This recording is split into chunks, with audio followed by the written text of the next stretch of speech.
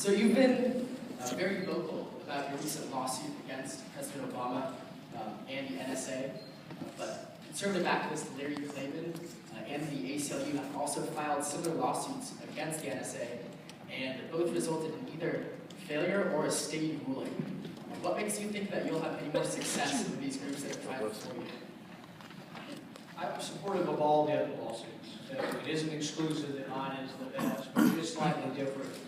The ACLU lawsuit was ruled against. The judge either threw it out or said this program was constitutional. The Klayman suit is in the same court that mine will go to. And the judges previously ruled it unconstitutional, stayed the ruling, and I think it will be appealed. So I think the Klayman suit is still active. Ours is going to the same court because it has a similar subject. Our case is slightly different, and we think for some legal reasons that it may have a chance of going all the way to the Supreme Court. To me, it's not so much that my case has to go, but I think a case needs to go to the Supreme Court because currently many people believe that the Fourth Amendment doesn't apply at all. They think that the reason why you can give a single warrant to Verizon is that you don't own those records. I think they're jointly held. I think if you sign a privacy agreement, Verizon agrees not to tell your neighbor who you're calling, so they kind of acknowledge that. I think it's acknowledging that you still have an interest in those records. But to me, the most important thing is, and there's at least, we think, 4 or 5 Supreme Court justices that have indicated that in this digital age, think about it, it's a lot different than 1975. That's when the last case, Smith versus Maryland, was held on records. And it's also different. That was about one suspect's phone tap. We're now talking about 300 million Americans' phones. So I think it's a big deal, and it is different than what we've ever had before. So I'm hoping we'll get all the way to the Supreme Court. So earlier you condemned Director of National Intelligence James Clapper for allegedly lying in front of Congress. You said he's very explicitly broken the law. Does that mean that you think he should be sent to prison? I think he should be. Well, you don't get sent to prison until you're found guilty, so we should have a trial. He deserves a trial. But the interesting thing is I'm not an outlier on this, in the sense that I think 7 members of the Intelligence Committee or Judiciary Committee in the House have signed a letter saying the same thing. And I think it hurts us because we do have to rely on some things being secret. And it's an extraordinary power. It's a power to capture people, incarcerate people. It's even a power to kill people.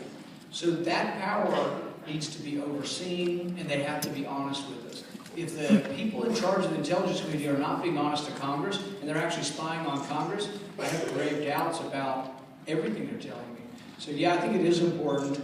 And one of the reasons I bring it up is that many of these people, they want to throw the book at Snowden. And I have mixed feelings what should happen, because I think you can't release secrets all the time. I mean, that would lead to chaos. But at the same time, I think he also wanted to reveal something he thought was unconstitutional. But for all the people that want to throw the book and the letter of the law at Snowden, I like the contrast. They don't want to do a thing. They're not a peep out of them for Clapper. So you're not really being consistent if you want to throw the book at Snowden, but you don't want to do a thing to Clapper. They both broke the law, technically, and then you have to decide what justice is. But yeah, I think Clapper should be tried for perjury.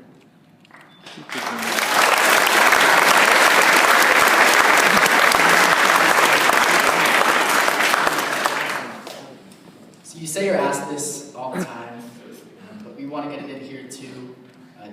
Would you classify Edward Snowden as, on the one hand, a hero or a traitor? And to phrase that slightly differently, maybe, if there were another Edward Snowden out there, would you encourage him to speak up? You know, I think the ultimate decision of hero or villain history is going to sort out, and I think there are pros and cons to a lot of it. I know people have a strong feeling about it. I think that his intentions were good. Here's the problem. Let's say we have 400, 500 people here, and let's say you all are, we're talking to you, and you're the new recruits for the CIA or for intelligence for our Army. Should I tell all 500 of you, just decide when you think it's unconstitutional and just reveal secrets anytime? You can see how it can lead to chaos. But at the same time, I'm very upset about what our intelligence community is doing. We might not have ever known about it had Snowden not leaked it. Some say Snowden should have tried to become a whistleblower. I don't know if he did try or what the process is.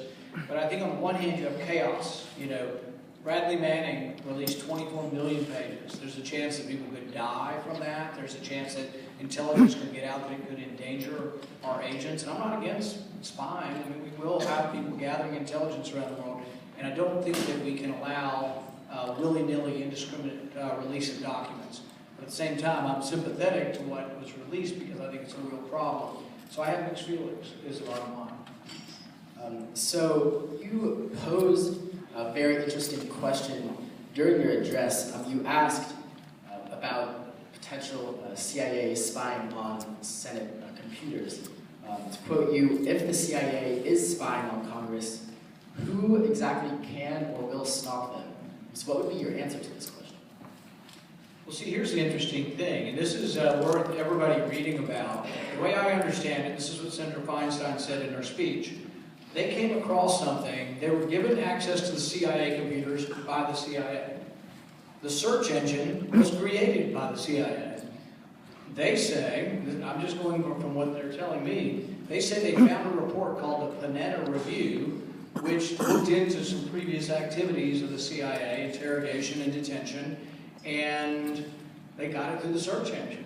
If that's true, the CIA then may have said, oh, whoops, well, we didn't want you to read that. But think about that.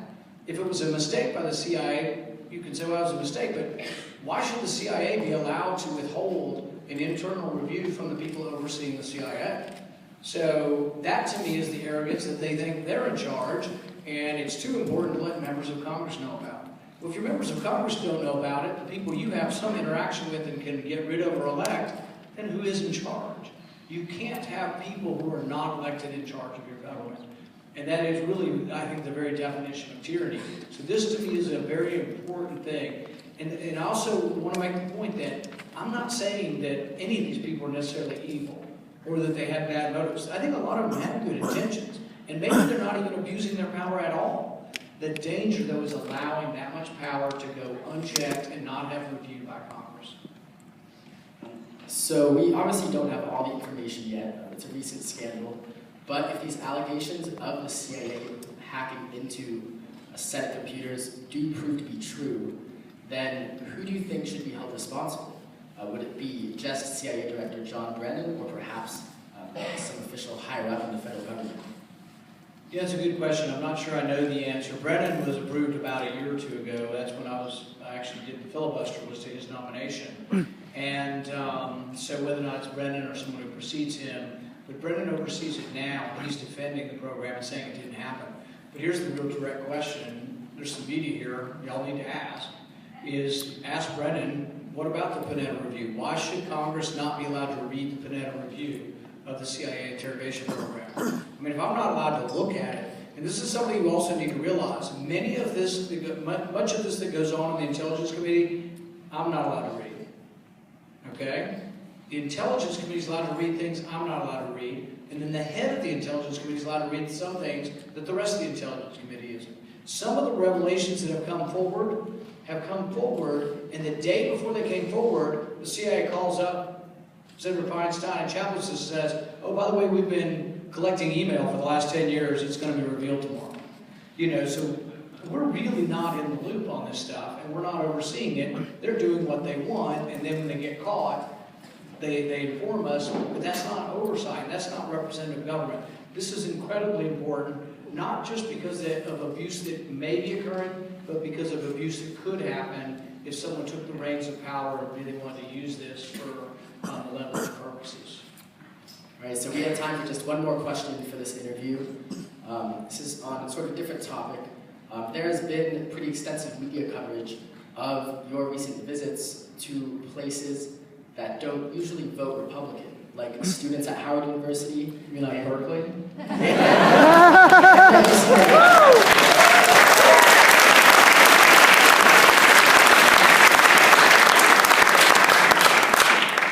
There has been quite a lot of speculation that these efforts constitute an attempt on your part to broaden your personal appeal in anticipation of a 2016 presidential run. How do you reply to these claims?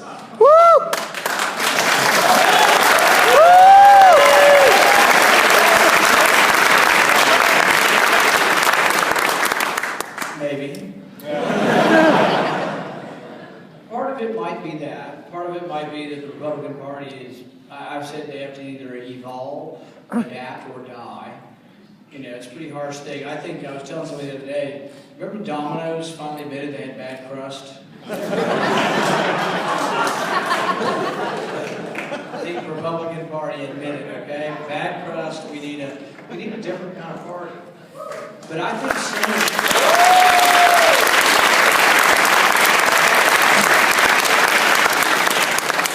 one of the things that really upset me in the last couple of years was that we passed legislation, really done by Republicans and Democrats, frankly, that allows an American citizen to be indefinitely detained without a trial. And I had a conversation with another senator, and I said, does this mean an American citizen could be accused of a crime and sent to Guantanamo Bay with no trial, no lawyer?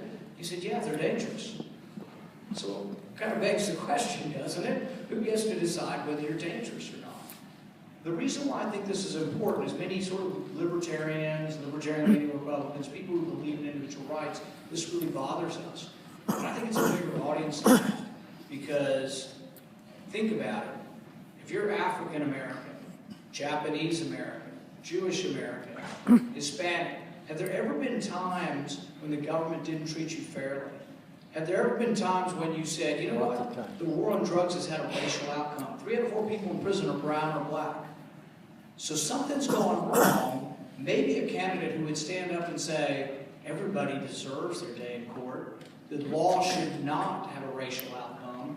Maybe then people would say, you know what, I always hated those Republicans and their crust sucks. Maybe there's some new Republicans. Maybe there'll be a new GOP. We'll see.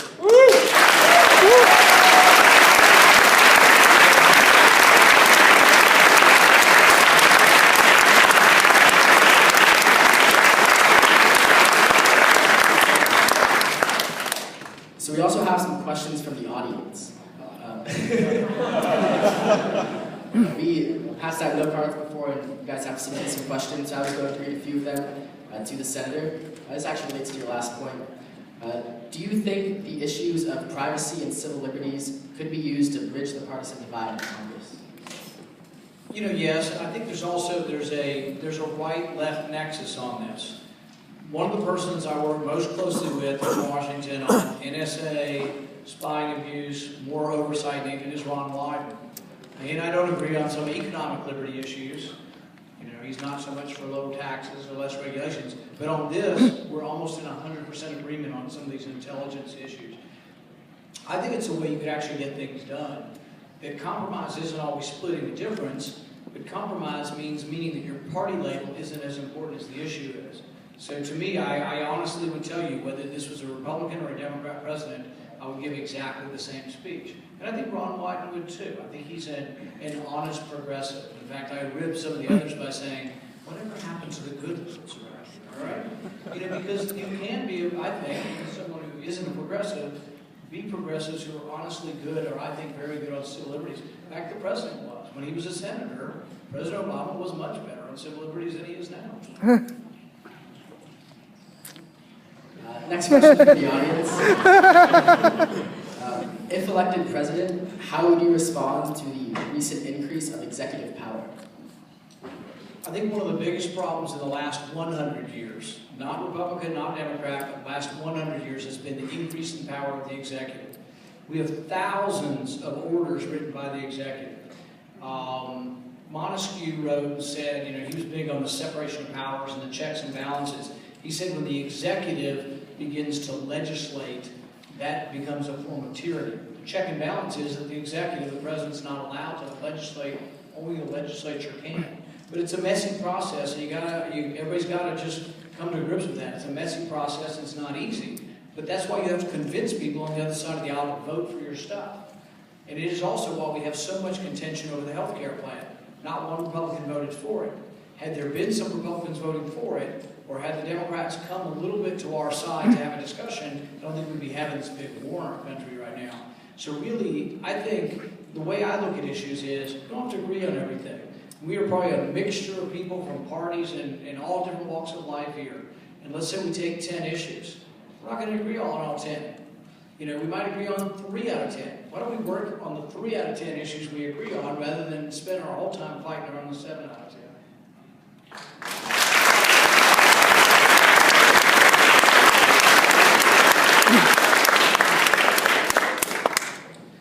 Next question from the audience. You have voiced support for a flat tax system. Are you concerned about the potential increase in inequality resulting from such a system? One of the interesting things is some of the wealthy pay no taxes. Some of the corporations, wealthy corporations, pay no taxes under the current system. Another interesting fact, over the last 5 years, income inequality has gotten worse, even though we raised tax rates. So it is something you have to kind of think through as far as how you want to make it better. I'm of the opinion that the way you stimulate the economy and the way you create jobs is by leaving more money in the economy. And you may say that sounds incredibly simplistic, but it's true. The private economy creates jobs. We have to have a certain amount of government, but we should minimize the size of government because it's not very good at stuff. Why is it? I'll often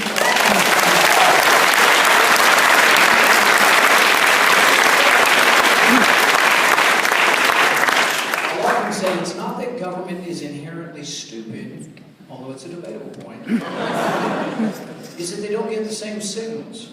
So, for example, we need to have a national defense, and it can't be done privately. Same with the judiciary and the legislative branch, and roads and education and things like this where the government will be involved. And so I think you can argue that that should occur, but we should keep it and not expand it to all walks of life. Does the government need to sell pizza? You know, does the government need to deliver the mail? That's really a problem. They probably shouldn't be delivering the mail. They're not really good at that either. But we should minimize what government does and try to maximize the private sector. And that's, I think, where jobs are created. But to me, though, it's getting beyond the hurdle. I can go to a poor community in the mountains of eastern Kentucky and I'll say, bring me the 10 richest people in your town because I would like to reduce your taxes. You may be horrified and say, oh, he cares only about rich people. No, we all work for rich people. So I want the people who own the business. The guy who owns the business in Middlesboro, Kentucky, who employs 100 people, is probably the richest guy in town. How am I going to get him to hire or her to hire 110 people? Reduce their taxes.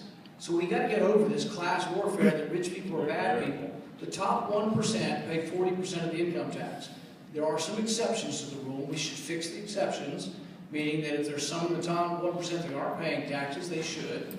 In some ways, a flat tax accumulates more of those people, and you lose less of those people by having less deductions and having a flatter, simpler code. But I'm also for reducing everyone's taxes, not just the middle class, everyone's taxes.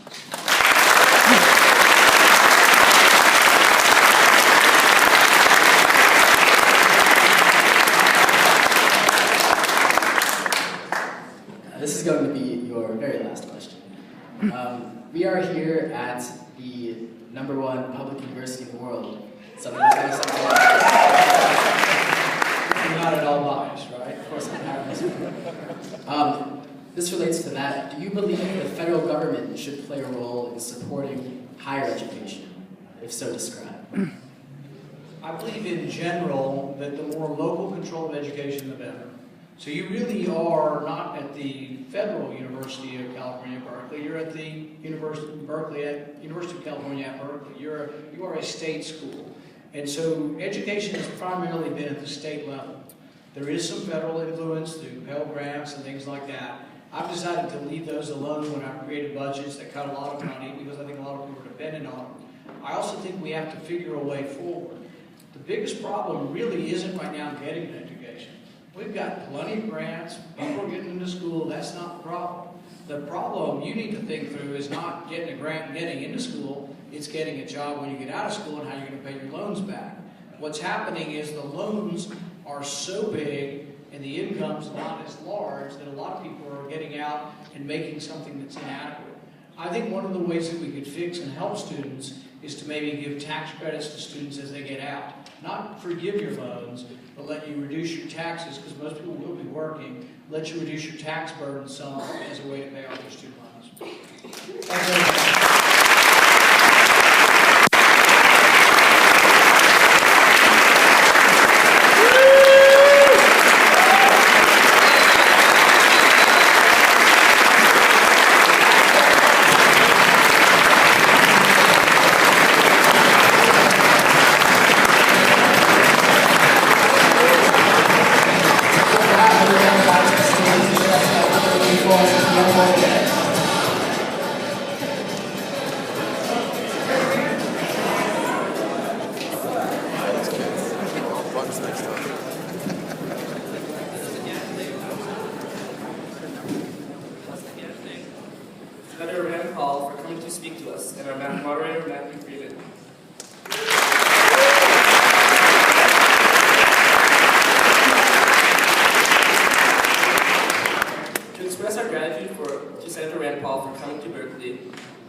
I'd like to present him these gifts on behalf of the Berkeley Forum.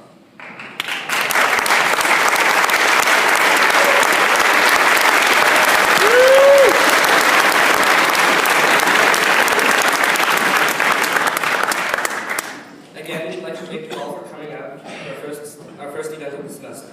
The Berkeley Forum is still a growing organization at Berkeley, and your support has helped us grow tremendously.